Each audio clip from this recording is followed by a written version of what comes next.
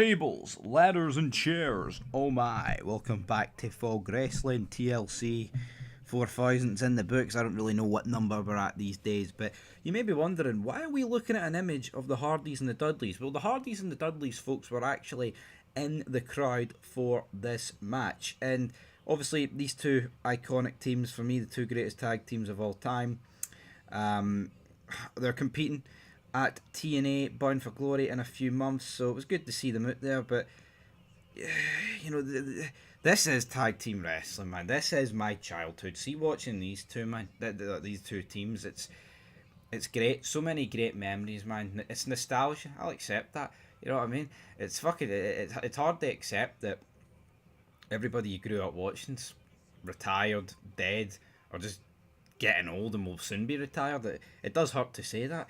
And, you know, the TLC matches of the past, they will never, ever be bettered. They literally just can't be, right? Because that was just a special time. And also, a key problem is the tag division now is dead. I mean, you look at this TLC match tonight, right? And I'm not going to completely bury these guys because they put their bodies on the line, right? These 12 men, but not the reality is.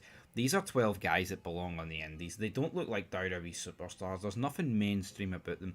See, when Edge and Christian and these two teams, the Hardys and the Dudleys, went to war, that was 6 guys that, even at that stage, all 6 of them had solidified themselves as part of being the greatest tag teams ever.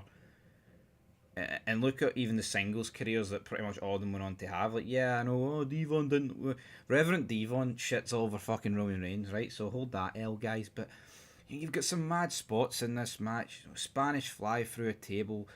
Candice LeRae through a ladder. Gargano and Ciampa through the tables. You know, you've got mad other splashes through tables. I mean, there's about 14 table spots, right?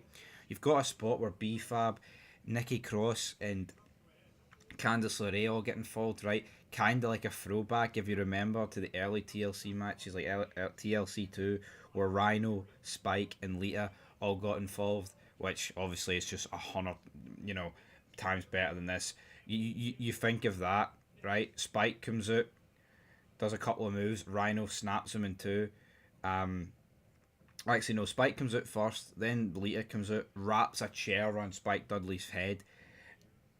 Paul Heyman screaming at the top of the lungs, "Take your top off, take your bra off," and then Rhino snaps Lita with a gore. Gore. That's 24 years ago. I remember that like, I've watched that match millions of times, whether it's been in the full pay-per-view by itself or watching it as in the ladder match DVD. That's memorable. See all the spots that these guys did. They're putting their bodies on the line, right?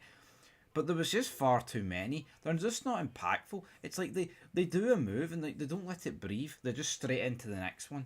And see all these moves that they do in these matches, they just won't stand the test of time. See the Dudleys and the Hardys. See when they crash through tables, man. See when Matt Hardy and Bubba Ray get pushed off a ladder and they crash through it. See when Jeff was doing Swanton bombs.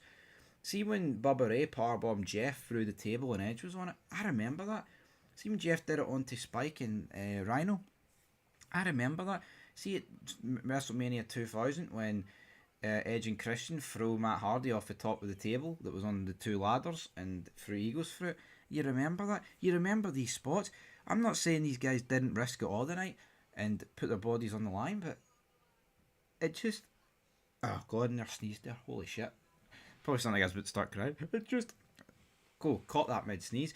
It just doesn't leave an everlasting impression because the reality is 12 guys straight off the indies, man. They don't look like WWE superstars. There's nothing larger than life about them. And I mean, I guess good for these guys. They all got a part of a SummerSlam. It probably was the best match I've seen so far across 2 nights. But I'm not going to sit here and pretend that this is going to stand the test of time. I mean, I'm seeing people tweet, "Oh, it's the best." Smashing the keyboard. Oh, this is the best TLC match of all. No, it's not. I mean, the Miz versus Jerry Lawler was fucking better than this TLC, right? Was it fun? Yeah. Was it a bit entertaining? Yeah. Am I going to remember it tomorrow when I wake up? No. Am I going to remember the ones for 20, 25 years ago? Yes. And that's the reality. Alright? Dudleys and the Hardys are sitting in the front row here years later. See, 25 years from now, is Johnny Gargano and Tommaso Ciampa going to be sitting in the crowd? Are we going to be reminiscing about this TLC match that happened tonight? Probably not. I hope I'm not, like, because I'll be 50. No, can't happen.